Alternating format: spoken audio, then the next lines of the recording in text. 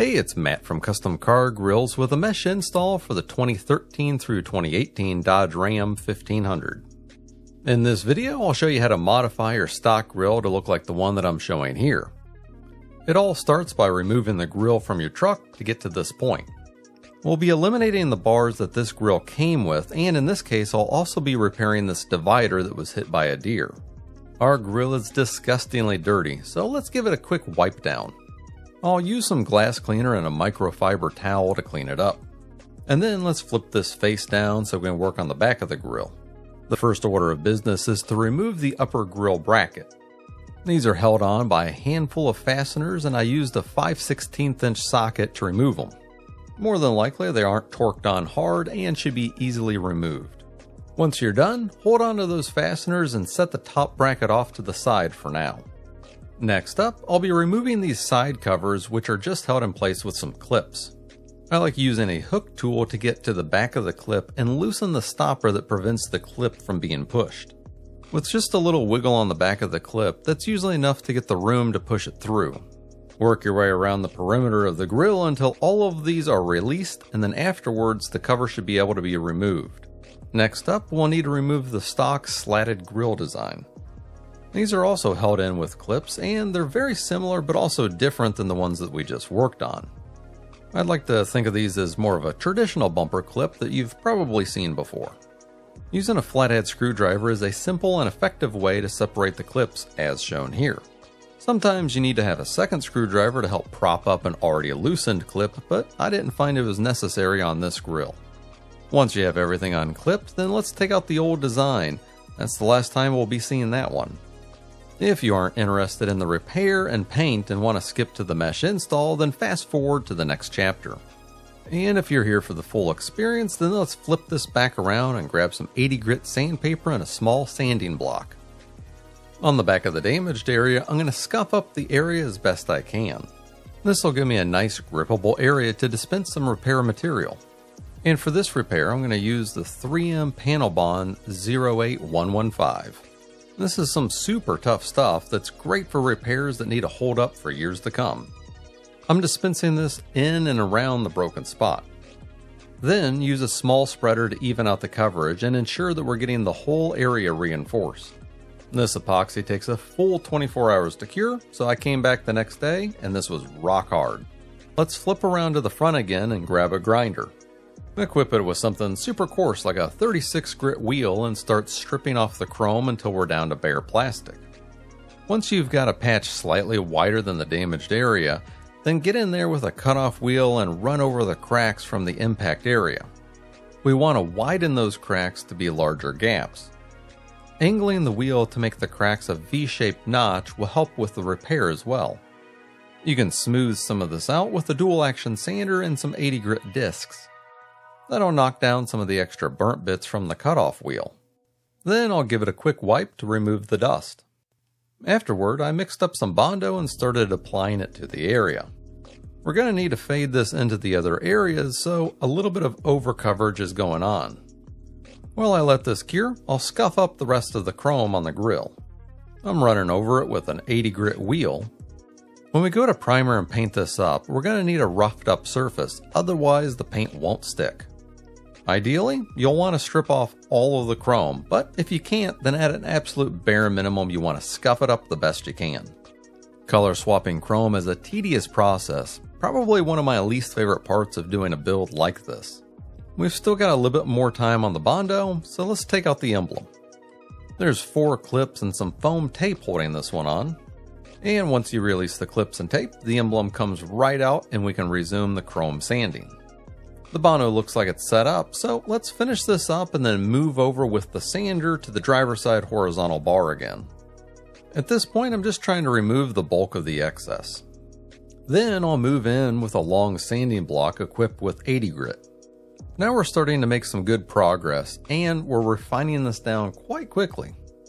Get it shaped in how it should look, and then come back with a round of finishing putty. Lay down a thin coat with some overlap on the other areas and then let that set up. This time I came in with 180 grit to get a finer sanding on the repaired area. In the end, I'll work this down to 240 and then 320 grit. Using the long block again will be key in getting some nice straight lines and working the area down quickly. This took quite a bit of time to sand down, and when I was finished, this is how mine looked. It's not perfect, but I think with a couple coats of primer that it'll be looking as good as new.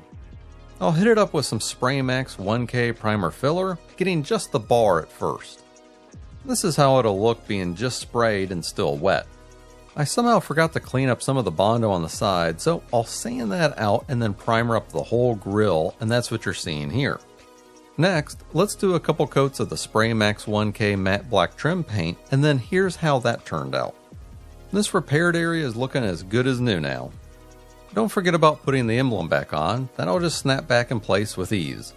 We're now ready for the mesh install, so let's flip this face down again and check out the mesh pieces that we have for sale on our website. These are cut from our Perf GT mesh and made specifically for the 2013 through 2018 Dodge Ram 1500 non-Rebel grill. We plan to offer these in gloss black as well as these raw aluminum pieces seen here.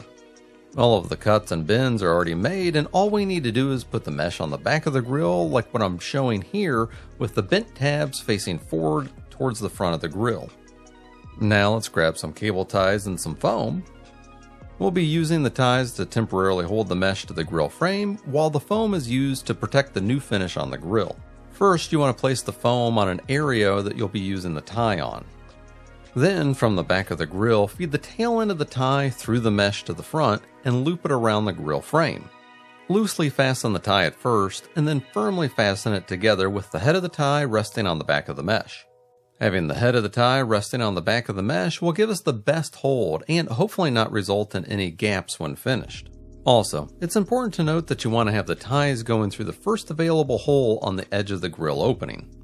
If you tie it up too far forward in the center of the mesh, you'll end up tugging the mesh in that direction, so it'll end up crooked or with gaps. Keep working your way around the perimeter until the pieces are all tied on. When it comes time to doing the center edges, you can just use a 2-for-1 by doing both sides at the same time. Once you have it all tied up, then let's take a look at this from the front. I'm just looking for any sort of gaps that I might have missed and making sure that everything's straight.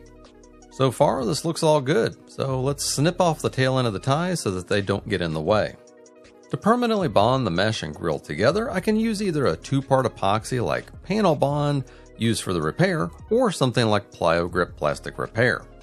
Alternatively, something like automotive goop can be used, and both of these are options that have pros and cons. Start by dispensing an adhesive in and around the mesh where it's making contact with the back of the grill. In the case of the 2-part epoxies, you'll likely want to use a brush or spreader to even out the coverage. When it comes to a goop install, you'll want to have a fan blowing on the adhesive to prevent it from running all over the place. The epoxy that I'm using on this one is the Plyo Grip Plastic Repair number 3, and it cures really quick. Usually I can cut these ties off in about 30 minutes. The goop install takes much longer, typically a full 24 hours to cure, so plan accordingly. The good thing about the goop though is that it's just a fraction of the cost of the 2-part epoxies. If you have plenty of time to do the install, then the goop can work well, but if you need it done quick, then I'd recommend something like the Plyo Grip Plastic Repair number 3. While we wait for this to cure, I'll take some end cutters to remove some of these old clips.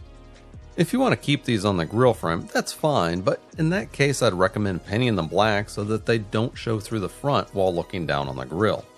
Okay, this is all hardened up at this point. It's time to cut off the ties and throw them away along with the protective foam.